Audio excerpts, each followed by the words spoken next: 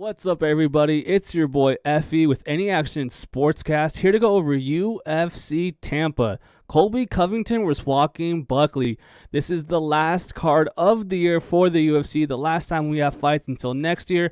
Going to be a little bit of a break after this week, but it's all right, man. This card is good. It's going to be a lot of fun, a lot of good fights, a lot of closely lined fights, a lot of huge favorites that I do not agree with. And yeah, man, we're coming off another winning week, making it 4 straight winning weeks, 4 straight cards that we have won money on. And our picks went 11-2 at UFC 310. So we're coming off another hot week, and we're looking to stay hot this week. I think that main event's going to be a banger. A lot of questions are going to get answered in that main event. And I'm looking forward to this card, man. Top to bottom, I think it's a really good card. And yeah, without any further ado, hit that like button, hit that subscribe button. Let me know who you have in the comments, and let's get right to the fights. In the very first fight of the night, we have a women's strawweight fight between Josefine Knutsson and Piera Rodriguez. Josefine comes in undefeated with an 8-0 record, currently minus 235 on the money line, while Piera comes in with a 9-2 record, currently plus 190. Now, I love Josefine Knutsson in this fight. I love her in general as a fighter. Josefine, to me, is someone that I want to keep an eye on it and really see how far her career can progress in the UFC, man. I want to see how far she can make it in the UFC because I'm actually really high on her, man. I have high expectations for her in her career in the UFC. I think that she has everything you want in a fighter, well-rounded, good volume, good striking.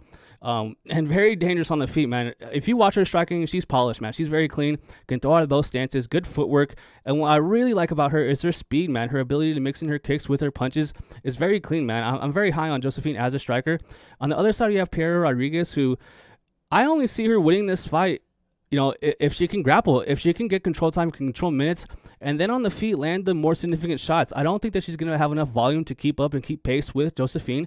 But I wonder if she's going to be able to counterpunch and land that big shot that really changes around, really mark up Josefine in this fight and make it close, because I do think it's going to go all 3 rounds. I don't see Josefine finishing Piera in this fight.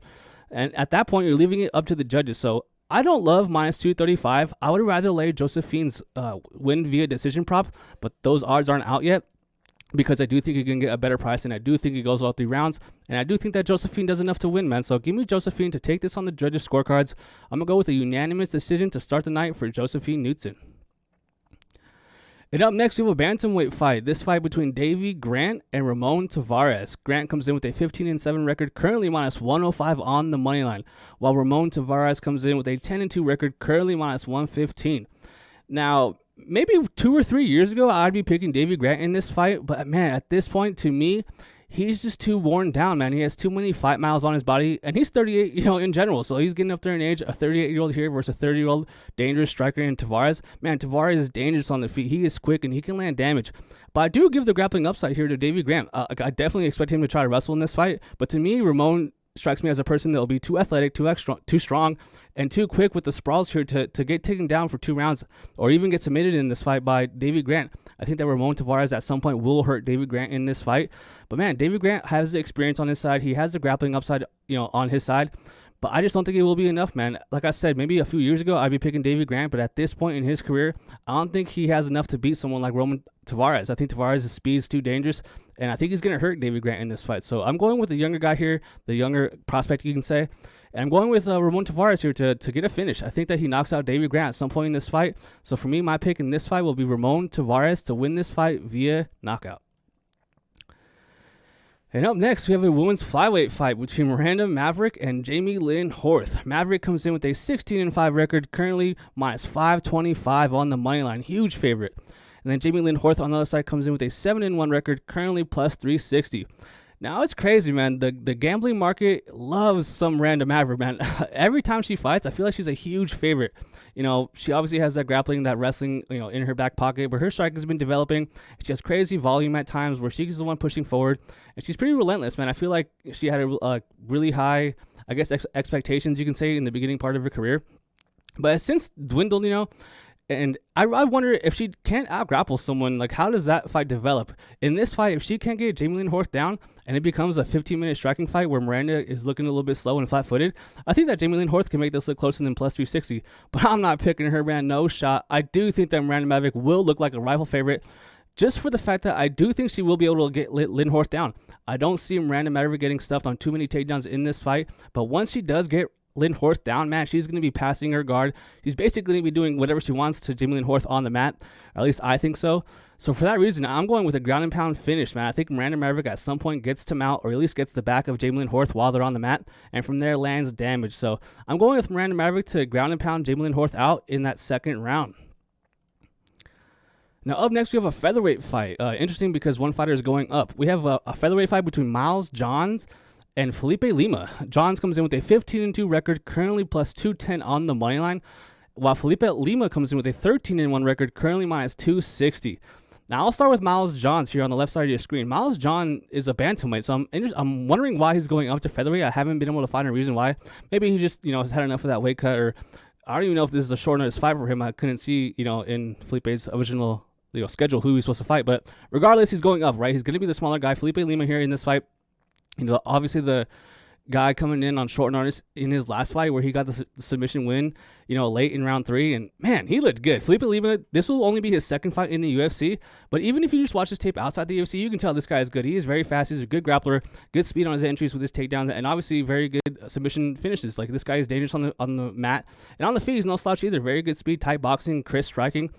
And he looks fast, man. One thing that I do notice from Felipe Lima is he's quick, man. He has good speed on his hands. And like I said, in his last fight where he came in on short notice for his UFC debut, man, he showed heart. That those first 2 rounds were close, or competitive rounds, and he was able to gut out that finish, get the back, get the submission here in round 3.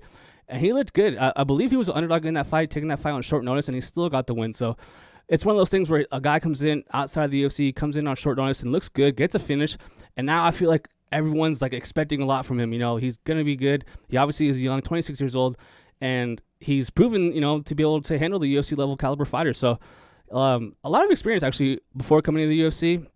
But I'm going with Lima here. Yeah, minus 260. It's going to be close. Like I said, Miles Johns, he should be able to sprawl with Lima. If Lima wants to grapple in this fight, I'm interested to see how Johns, counters, because I think that Johns in his own right is a competent grappler. I don't think he's some sort of slouch off his back, going to be laying in his guard the whole time.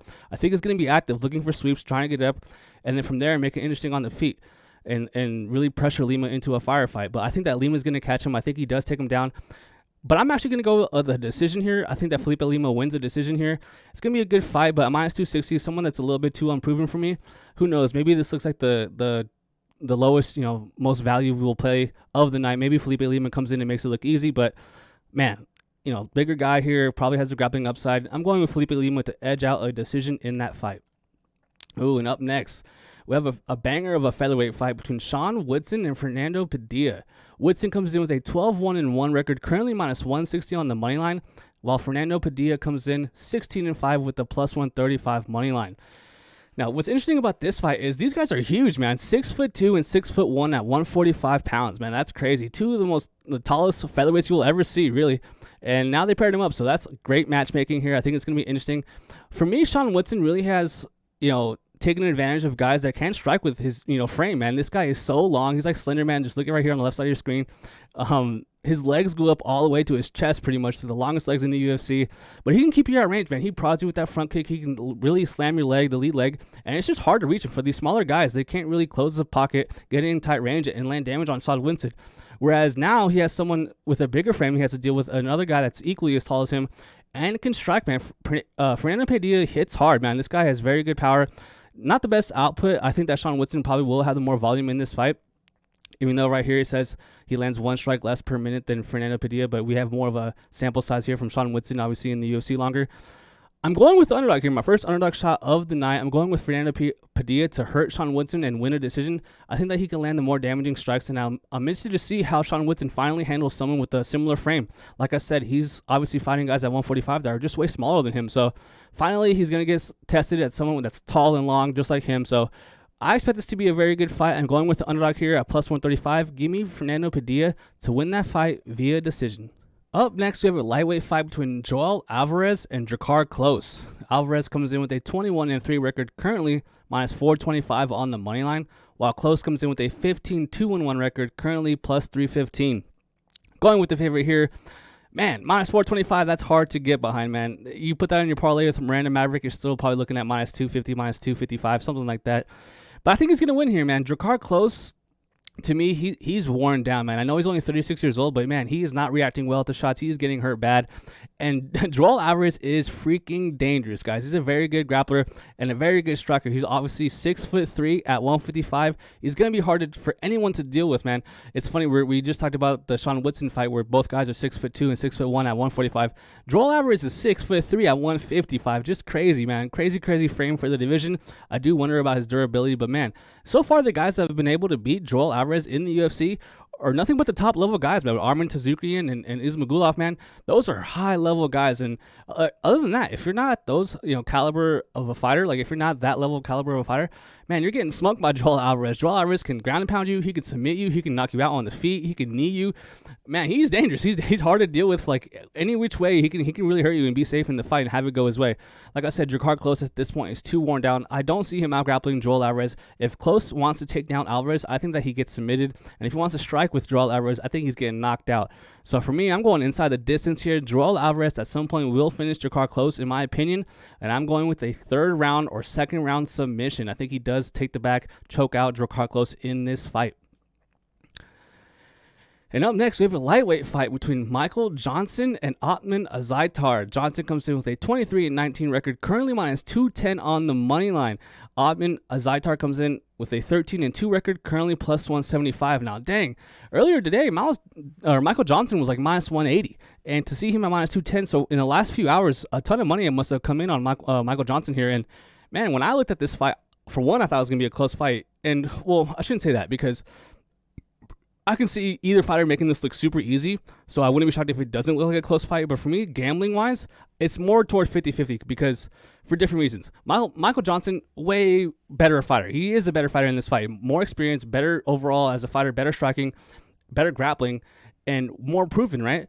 But he's getting up there in age. Just 2 fights ago, Diego Ferreira sent him into a different dimension, man. He got knocked out so bad, and that was just 2 fights ago for Michael Johnson. He's a sub-500 fighter in the UFC, and he's 38 years old, still fighting. I'm wondering about his durability. I'm worried about him, at this age, can he take a punch?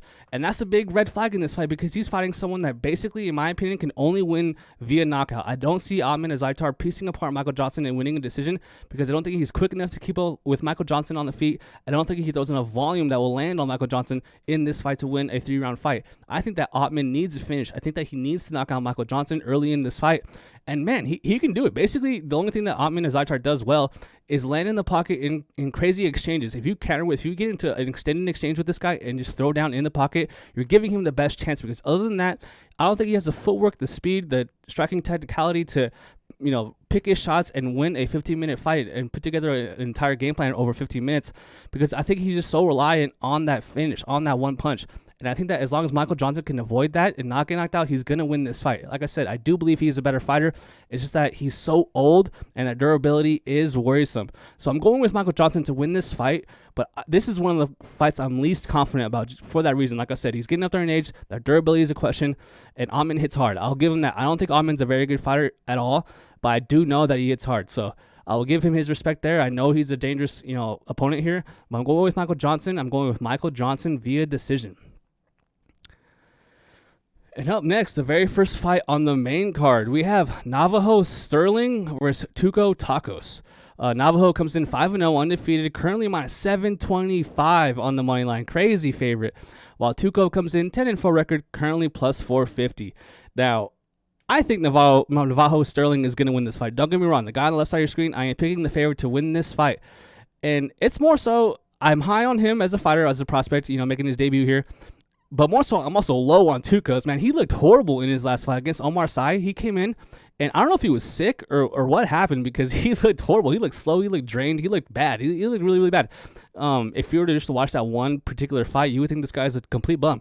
Now he comes in against a good striker from City Kickboxing, obviously from New Zealand, and he's dangerous. Obviously, we saw him on the Contender Series, and he looked great.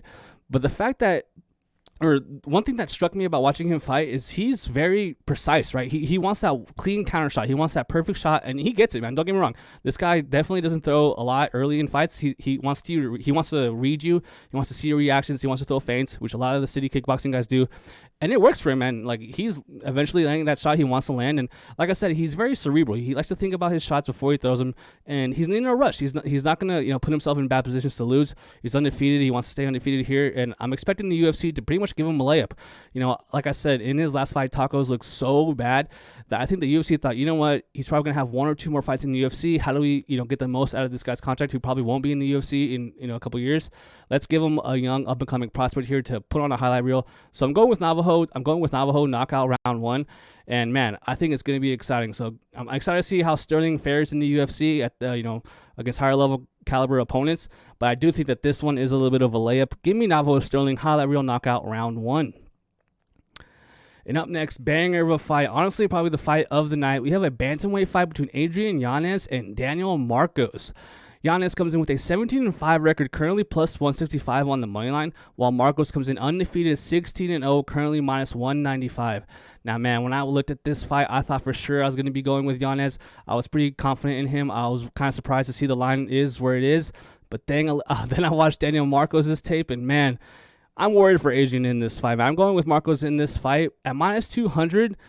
I expect it to keep going. I expect more money to come in on Marcos throughout the week. I would be surprised if there's buyback on Yanez. But I'll give Yanez his respect, man. He's a good striker, very good speed on his shots. I know he got knocked out by Rob Font, and then he got finished by leg kicks after that against Martinez.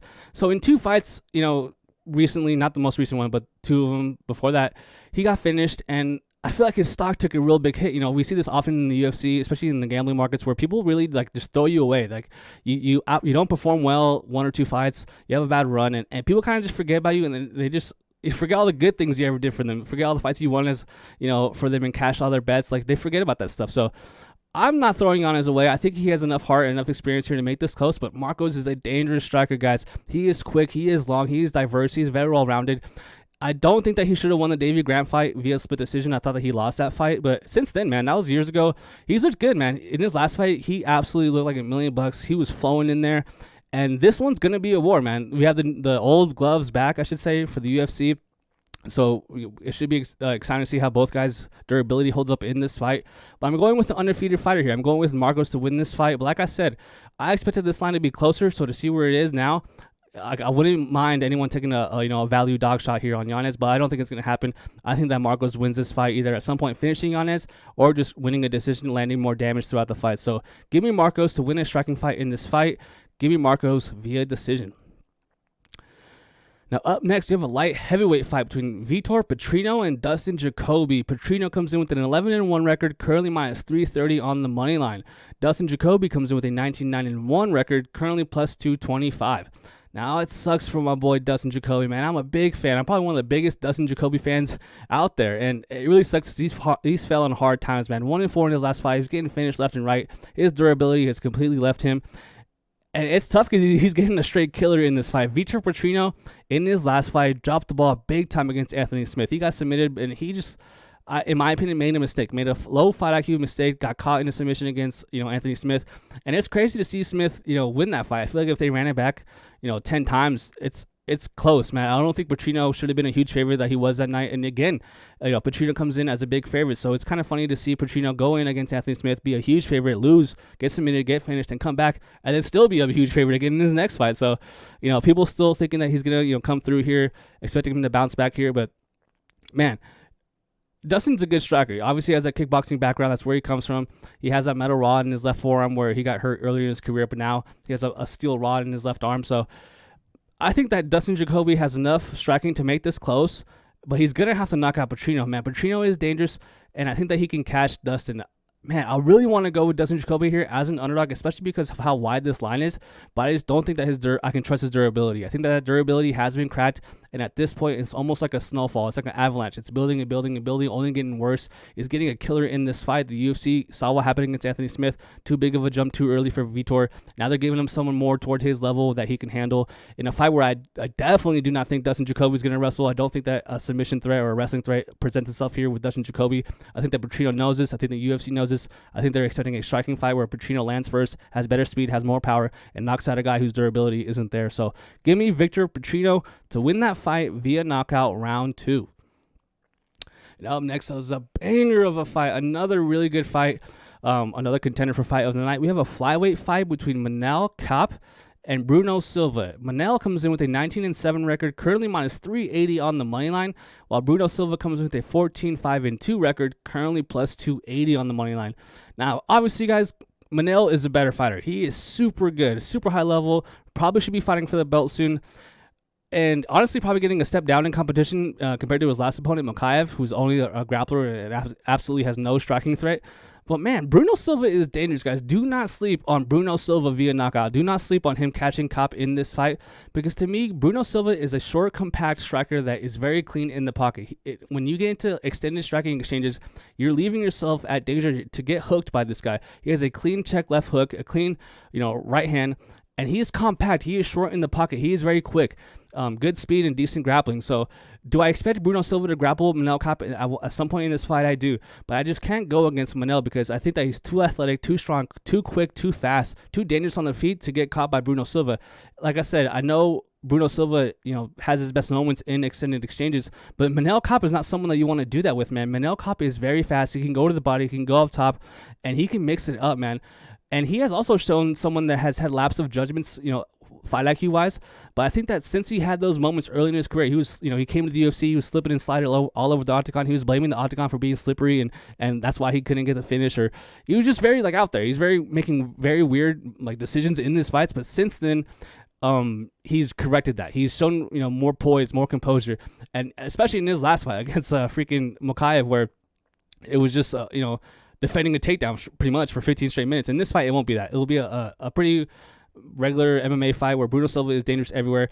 It's not like a generalist, a specialist where he's going to have one specific area he has to worry about. Bruno Silva is all-rounded, very good BJJ, very good grappling, but dangerous on the feet. So this is more so of a better test for Manel Kape than someone like Mokaev, who will only test his grappling. But I do expect Manel to win this fight, stay on track, and then continue to climb toward that title fight. So I know Pantojan's running out of opponents at this point to fight. He's probably going to have to fight Manel Kape. So give me Kape to win this fight, to win via decision, because I don't think he's going to finish Silva. But I wouldn't be shocked to see him eventually knock out Silva late in this fight. Give me Kape decision. Up next in the co-main event, we have a featherweight fight between the legend Cub Swanson and Billy Quarantillo. Cub Swanson comes in with a 29-14 record, currently plus 135 on the money line, while Billy Quarantillo comes in with an 18-6 record, currently minus 160. Now, I really wanted to go with Cub Swanson in this fight, but I'm not going to. I'm going with the favorite. I'm going with Billy Quarantillo just for the fact that I don't think Cub, again, just like Dustin Jacoby, his durability is there. I think that he is soft to the leg, to the body, and I think he could get hurt, man. I think that Billy can hurt this guy. Obviously, Billy Quarantillo, a guy that's more so, he overwhelms you with volume, right? He doesn't have that one, like Francis Ngannou knockout power. He's not going to land that one clean shot and put Cub Swanson's lights out. He's going to out-volume him and really put a wave of striking all over him to the point where he's going to have to crumble Swanson. I don't think that's going to happen. I think that Billy Q has enough to win a decision in this fight. Especially if Cub Swanson wants to shoot takedowns in this fight. I think that Billy can stuff them, get in the clinch and reverse. I think that if they end up on the cage, I think that Billy Quarantillo will be having success. I think that he's going to be, controlling Cub and landing damage or reversing along the cage. But as long as it's on the feet at range, I'm trusting Billy Q's, speed a little bit more than Cub. Billy Q, in his own right, I should say, for as much as I was talking about Swanson's durability, Billy Q has also been hurt in a lot of his fights, but he's like a zombie, man. And I will say, a lot of times people give guys credit, like, oh, he's a zombie, he's hard to finish, he just walks through punches. Like, yeah, it's good to have durability, good to have heart and show toughness like that. But at the same time, it's like, bro, you can hit so much that people will credit you for being a zombie, which I do not like. I do not like betting on guys that you have to use their chin to win fights. It's like, dude, I'd rather have my money on someone that has very good striking defense and doesn't put themselves in spots like that where they have to rely on being durable. So Billy Q definitely has relied on his durability, has relied on his chin before to win fights. And man, it's going to be risky here against someone like Cub Swanson. But, man, Cub Swanson, 41 years old. At this point, I just don't think he has enough to beat Billy Q, who also is old, 36 years old in his own right. But I'm going with the favorite here. I'm going with Billy Quarantillo to win this fight via decision. Man, that's like 4 straight decisions. That main card's going to take forever. Now it's time for the main event, guys. If you haven't already, hit that like button, hit that subscribe button. Let me know what so far we think about my picks, because now it's time to talk about the main event, guys. We have a welterweight fight between Colby Covington and Joaquin Buckley. Covington comes in with a 17-4 record, currently plus 240 on the money line, while Buckley comes in 20-6, currently minus 300 on the money line. First things first, I gotta say, no matter what you think about Colby Covington, his personality, his persona, all those gimmicks he does, That line is crazy. That line is absolutely crazy for Buckley to be minus 300. Am I sitting here thinking that Colby Covington's going to, turn back the clock and win this fight? No. Unfortunately, I do not think that Colby will win this fight, but I also don't believe that Buckley should be minus 300, guys. That is a very steep price to ask of someone who for sure will be fighting the highest level fighter he has fought in the UFC, but at the same time presents a skill set where Buckley hasn't really been tested and hasn't shown he can resist. Colby Covington presents zero danger on the feet for Buckley. Absolutely zero. Colby Covington will not land shots here that will be hurting Buckley, that will, have Buckley giving Colby his respect on the feet. That won't happen. Colby strikes to get into shooting range. He wants to strike and get close enough to then have your guard go up, and then he can shoot on your legs. He can shoot takedowns. He doesn't strike to hurt you. He strikes to land points, land volume, stay active, pretty much secure rounds, and then eventually shoot takedowns. We've seen guys like Bilal Muhammad and Miranda really have a lot of success pressuring guys into getting taken down. You have to get close enough for them to raise their guard and then shoot and time your takedowns. I still think that Colby Covington can time some takedowns here on Buckley. Buckley will be swinging reckless, trying to hurt Colby, trying to make a highlight, trying to kill him basically in this fight. And I think that Colby can duck under here and get a takedown. It's just that I do think that at some point Buckley will be too quick and land on Colby Covington. I think at some point Buckley will hurt Colby Covington in this fight and actually knock out Colby Covington, because I think that he's so reliant on getting Buckley down. Is there a world where, Colby is getting these takedowns in early in this fight, rounds 1 and 2, and Buckley is just on his back, on his butt, looking up at the clock, looking up against the cage, trying to get up, and breathing huge breaths, getting tired here in front of our eyes? That could happen. That could definitely happen. But I do think that eventually he will knock out and hurt Colby. I just don't think that Colby can handle the speed of Buckley on the feet. And I think that he's just so reliant on the wrestling here that Buckley knows this. Buckley trained a lot in his grappling in his last fight. It's kind of funny that he's paired here against Colby Covington, because he fought and we bet on him and he knocked out Wonderboy Thompson in his last fight. He's going from fighting Steven Wonderboy Thompson, a crazy karate kickboxer, one of the best dynamic, most hard to deal with strikers in the UFC, to now fighting someone that presents zero threat on the feet and only grappling threat. So a tale of two worlds there, completely on the other side of the spectrum here for Buckley. But I do think that the fact that he was trading his grappling so much and really focusing on that part of his game to beat someone like Wonderboy Thompson is going to help him in this fight. He's going to be obviously improved in the grappling here, because he was trying to grapple Wonderboy Thompson, and obviously ended up knocking him out. I think it's going to help him, man. I think the defensive grappling, the sprawls here from Buckley are going to be on point. Like I said, I wouldn't be shocked, guys, to see Colby have some success with these takedowns. I think that he can time a duck under here and get Buckley down, or at least lock his hands and then stay on him. Keep him upright, having him defend against the cage for extended minutes. I think there's a time in this fight where the fans are going to be booing. They're going to be asking the ref to separate. And I think that happens at some point in this fight. But eventually, guys, I can't deny the fact that I do think that Buckley will at some point hurt, catch, and finish Colby Covington via knockout in this fight. So for me, my official pick will be walking Buckley via knockout round 4. And that'll do it for the predictions, guys. Let's go over how we did last week at UFC 310, where we had a good night, man. Our bets, I think we only lost 2 bets, a small prop and a moneyline bet, and we ended up going positive 4.38 units. We had Doohoo Choi against Nate Landwehr plus 115. We had winning on that. You profited 1.15 units on that. It was a good win. He looked like $1 million. Nate Landwehr looked terrible. He was getting rocked, but credit to him, man. He's a warrior. He's going forward, trying to get that finish, trying to fight back. But Doohoo Choi was just too fast. The speed was too much, and he was precise, man. Great performance from Doohoo Choi. I hope he gets that Bryce Mitchell fight. Great performance from him, and I'm glad to cash him at plus 115. And then up next, we had Vicente Luque against Themba Garimbo. We had Luque at plus 140. We put 1 unit on him to collect 1.4. We hit that as well. And I just felt like that was just too big of a step up there for Themba Garimbo. And I couldn't really get to the money line of Themba. I didn't really agree with that line. I thought that Themba really didn't have that much of an advantage over Luque in any area. If he was going to wrestle Luque, I thought that Luque would be active enough off his back, or at least sprawl and get up.